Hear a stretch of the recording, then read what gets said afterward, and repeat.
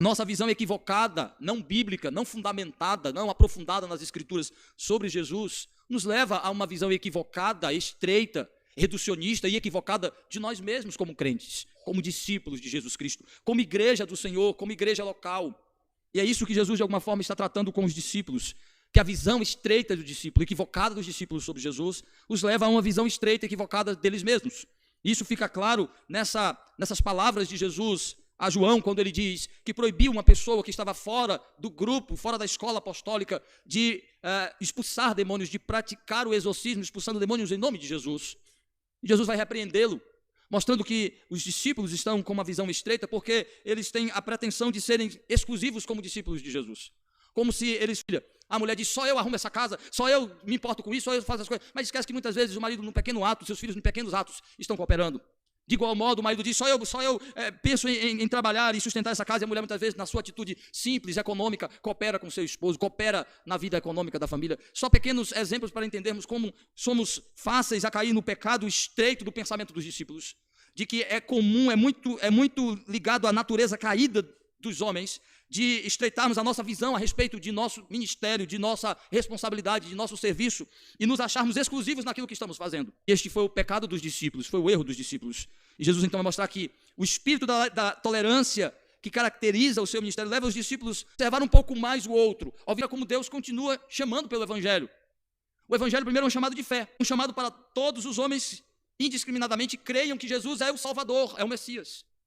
Segundo, um chamado de discipulado, um chamado de aprendizagem, um chamado para aprender, para conhecer um pouco mais, para se aprofundar. É um chamado a congregar, é um chamado a se juntar para aprender mais de Cristo e de ensinar essas coisas. Então, o segundo chamado de Jesus é o discipulado. Aqueles que eles estão chamando para crer, todos que eles estão convidando, creiam e diz, venham me sigam, venham aprendam comigo. Quando Jesus chama ao discipulado, ao aprendizado, para que as pessoas se tornem discípulos, alunos dele, esse chamado também ele é abrangente. Por isso que o grupo de discípulos de Cristo é muito maior do que os 12. E há com um espírito de tolerância e de paciência, principalmente entendendo que o ministério, o poder e o reino de Cristo vai além de nós e além da nossa capacidade humana de ver. Primeiro ponto de Jesus, que a tolerância nos leva a combater o exclusivismo de uma visão estreita, arrogante, soberba, de que nós e o nosso grupo é exclusivo, somos nós e somente nós, que Cristo não atua além de nós e fora de nós. Então, os próprios discípulos tinham informação suficiente de que os discípulos de Cristo iam além dele, que a autoridade de Cristo estava além deles, se estendia além deles. Então, a primeira coisa, a tolerância cristã, ela leva os discípulos a não serem exclusivistas, a não rejeitar os outros só porque não estão no Senhor. Então, a tolerância cristã ela nos permite a ter um discernimento correto, a avaliar conforme o critério certo, não conforme exclusivismo, não conforme grupo, não conforme o nosso padrão, não porque se a pessoa está fazendo conforme achamos que deva fazer, não se ela faz parte de um grupo que eu posso controlar ou atestar, mas avaliar segundo Cristo, se está cooperando para Cristo, se está fazendo a obra de Cristo, conforme o padrão de Cristo, conforme o parâmetro de Cristo, ele está expulsando em nome de Cristo, de fato eles estão sendo expulsos, se ele está recebendo autoridade é porque Cristo deu, e o número dos discípulos se estendia além dos apóstolos, e muitos foram revestidos de autoridade semelhante à dos apóstolos, para cooperar com eles, com o próprio ministério deles. É o que a igreja no primeiro século vai fazer. Não tem pregador, então tem profeta, profetiza, pessoas que são escolhidas pelo Senhor para levantar, para pregar a palavra, que é a palavra dos apóstolos. Exatamente os grupos apóstatas. É o que caracterizou o judaísmo nos dias de Jesus. Era apóstata e herético exatamente pela sua visão exclusivista, errada, equivocada, únicos e verdadeiros, sem serem de fatos servos, zelosos de Deus. Então, olhe dentro do meio evangélico. Os grupos heréticos e apóstatas se veem detentores da fé verdadeira, da crença verdadeira, da prática verdadeira. Grupos heréticos que dizem ser os únicos, os exclusivos.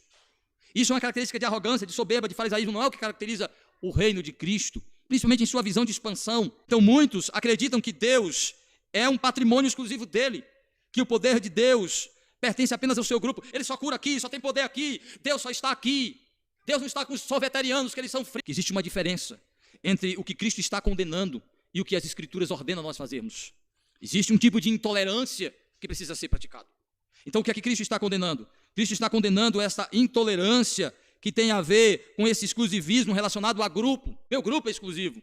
A minha igreja é exclusiva. Minha denominação é exclusiva dentro do reino. É a única que tem o reino, é a única que tem o poder, é a única que tem a palavra, é a única que tem a verdade.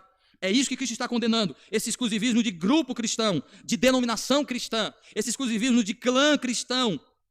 Mas, meus irmãos, o exclusivismo de Jesus como Salvador, sendo Ele o único que salva, o único caminho para a salvação, o exclusivismo da fé em Jesus Cristo como único meio de ser salvo. Jesus é o único Salvador, a fé nele é o único meio de salvar. Óbvio que ela não está mostrando Jesus um tolerante com o erro, com a falsa doutrina, com a heresia. Jesus, de fato, ele é contra os hereges, contra os falsos. Jesus se deteve no seu ministério muito mais a condenar os falsos. Veja que Jesus gastou muito tempo para combater a falsidade, a heresia, a apostasia no meio do judaísmo. Jesus não ficou de braços cruzados, tolerando o que estava fazendo com o templo, o que estavam fazendo com a pregação, com a lei. Não. Jesus não tolerou os falsos apóstolos, os falsos profetas. Jesus é contra a heresia, Jesus é contra os falsos. O que Jesus está fazendo aqui não é legitimando a heresia, não é legitimando nem mesmo o espírito ecumênico, nem mesmo a visão universalista de salvação. Não. Jesus combateu as heresias, combateu as falsas doutrinas, mas Jesus nos ensinou a paciência e a tolerância para avaliar. Se ele tinha a capacidade de fazer isso imediatamente, o fez com paciência, analisou as palavras, os comportamentos, as ações, as bases e os fundamentos das crenças das pessoas, devemos fazer também o mesmo.